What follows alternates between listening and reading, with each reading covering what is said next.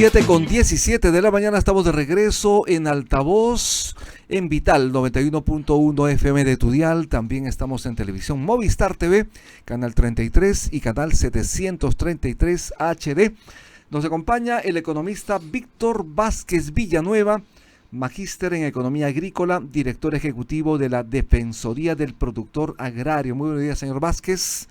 Bienvenido a Altavoz en Vital. ¿Cómo está usted? Buenos días a ustedes y gracias al programa por compartir este momento. Hoy es feriado, como sabe perfectamente, se recuerda, digamos, la valentía de José Abelardo Quiñones, pero también tenemos que recordar que el Perú está creciendo en exportación de palta, lo hemos comentado hace un momento. ¿Qué está pasando con las paltas del Perú? ¿Por qué esa calidad? ¿Qué estamos haciendo bien justamente para poder llegar a mercados mayores en el mundo y obviamente poder atender el mercado interno? El Perú, como ya es sabido, tiene una diversidad de microclimas y espacio, por cierto, y eso le configura, le facilita al Perú tener una oferta diversificada, no solamente en el producto, sino en la calidad. La palta norteña es diferente, por ejemplo, a la palta de Moquegua, de Tacna, la del centro, de Huancayo, de Ayacucho y Apurímac, son diferentes. Totalmente, y esa ¿no? es una gran ventaja que tiene el Perú para posicionarse aún más y crecer aún más en el rubro de agroexportación. ¿Cuáles son las zonas palteras, digamos así? Las zonas productoras, los lugares de producción de palta en el país, los principales. Mire, está en la costa norte. Tenemos Lambayeque, tenemos La Libertad, ¿no? Tenemos Ancash, ¿no? Y parte de Lima. Son los focos más importantes. ¿Y el sur del país? El sur parte en Arequipa, en Moquegua, pero se han orientadas al mercado interno. Ajá. Y todavía la oferta exportable de palta de la sierra o del Ande, llámese Apurímac, llámese Ayacucho, Huancayo, aún no logran una oferta importante como para subir al tren de la exportación. ¿Cuál es nuestro principal destino de exportación? Estamos hablando de Estados Unidos, en palta, de Estados Unidos, de la Unión Europea. Son los dos principales mercados importantes. Yo le cuento que soy cusqueño y provengo de Quillabamba, de la Convención, y tenemos unas paltas riquísimas, no se imagina, con su pancito chuta, cusqueño, su cafecito de altura, cusqueño, imagínense lo riquísimo que es. Y esto precisamente lo disfrutan, lo saborean las personas que viven en otros países, ¿no? A los mercados donde llegamos. En el caso de la palta, ya específicamente de Quillabamba, de la Convención, no, al igual que de otras zonas, son paltas básicamente para el mercado interno. Exacto. Para el mercado interno. No por sus propias características, no son, diríamos, demandados por el mercado internacional que requiere otros estándares y otras condiciones, ¿no? Así es, efectivamente.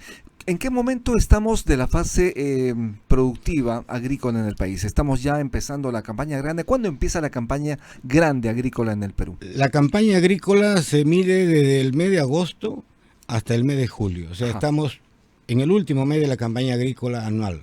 Okay. ¿No? La campaña grande arranca desde agosto hasta abril, más o menos entre marzo, dependiendo de la zona. ¿Qué implica hablar de una campaña grande agrícola? De una campaña grande significa que se da la mayor concentración de siembras. ¿Por qué? Porque hay mayor disponibilidad de agua, el periodo de las lluvias, ¿no? Y la campaña chica básicamente es para utilizar los remanentes húmedos que han quedado en los campos y algunos volúmenes de agua almacenada en las represas o reservorios. Sin embargo, los agricultores tienen que llegar en buenas condiciones a esa campaña grande. ¿Qué es lo que está faltando y cómo debemos impulsar que efectivamente esa campaña grande sea exitosa para los agricultores del país? Sí, siempre se sostiene de que el Perú tiene dos agriculturas.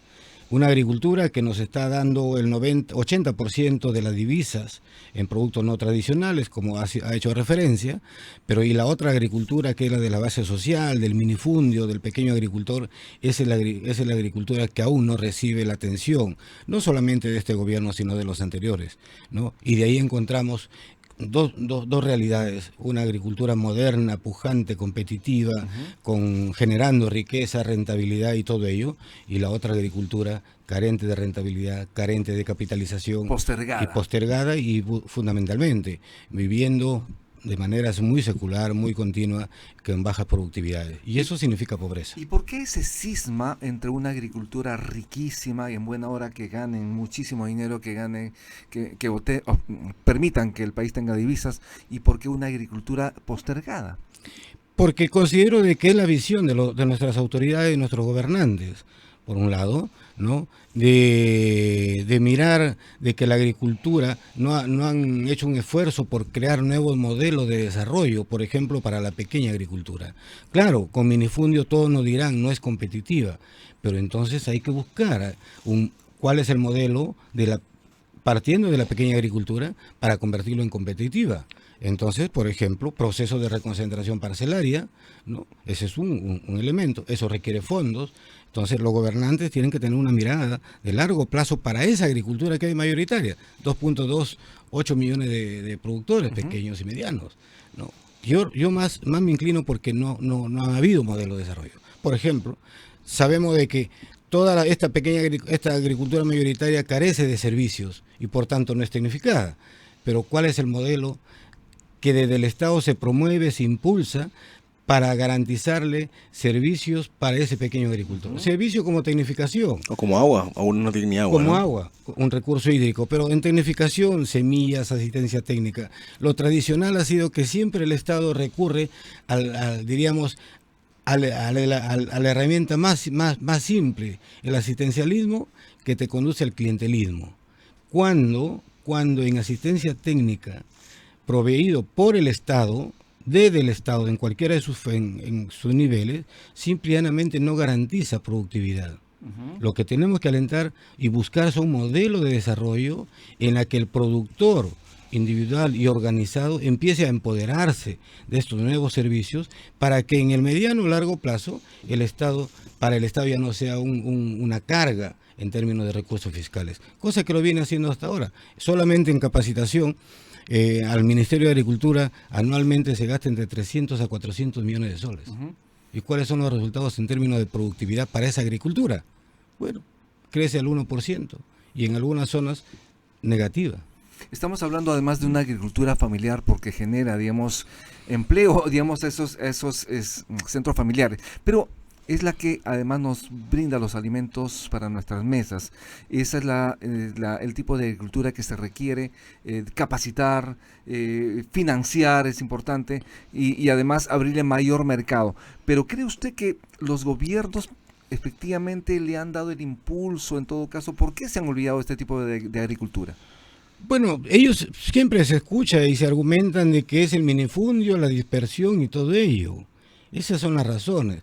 Obviamente, uno recorre al interior del país, es totalmente diferente a recorrer la costa donde está la gran agricultura, y en buena hora, porque ninguna actividad económica, como el agro en particular, puede desarrollarse y acercarse a los mercados si no tiene conectividad. Efectivamente, y eso es lo que adolece la agricultura andina. La agricultura andina en mayor medida. Sí, ese es el principal problema, ¿no? Claro. Falta de carretera, falta de vías. Falta de vías. Por ejemplo, el tren que iba desde Cusco hasta Quillabamba, hablando de mi tierra, sí. Como sabe, un alud del Aobamba, sepultó la vía férrea, por lo tanto solo el tren llega hasta Machu Picchu. Se utiliza como transporte turístico.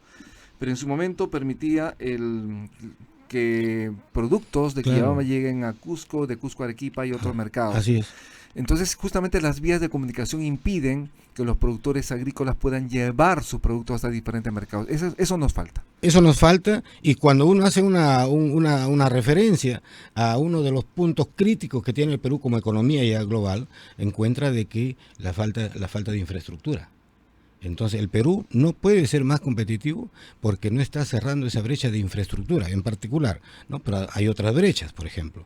Pero la brecha de infraestructura es clave si es que queremos acercar a la producción, aún siendo de la agricultura familiar, que tiene otra connotación además, pero para que el agricultor mejore sus ingresos, pueda articularse mejor al mercado, en mejores condiciones, ¿no?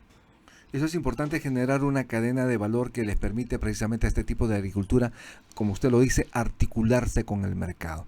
Estamos en Altavoz, estamos en Vital y estamos en Tribu Televisión. Y estamos conversando con Víctor Vázquez, magíster en Economía Agrícola, director ejecutivo de la Defensoría del Productor Agrario. En el caso del agua, señor Vázquez, como sabe perfectamente, en el Perú, el 80% del agua va a la agricultura. Sin embargo, son pocas empresas, 10 empresas y 3 personas jurídicas quien tienen 100 derechos de uso cada una. Están liderando, digamos, en todo caso tienen el monopolio en la utilización del agua. ¿Cuál es el planteamiento? ¿Qué se debería hacer para democratizar el uso del agua? Un vital, un importante recurso. Hay dos miradas, ¿no? El agua que está amarrada, por decirlo así rápidamente, con el proceso de la agricultura moderna. Y eso es bienvenido. ¿Por qué? Porque yo compro terreno al Estado, que me lo ha vendido, pero también me asegura una dotación de agua. Y esos son derechos que tienen que respetarse.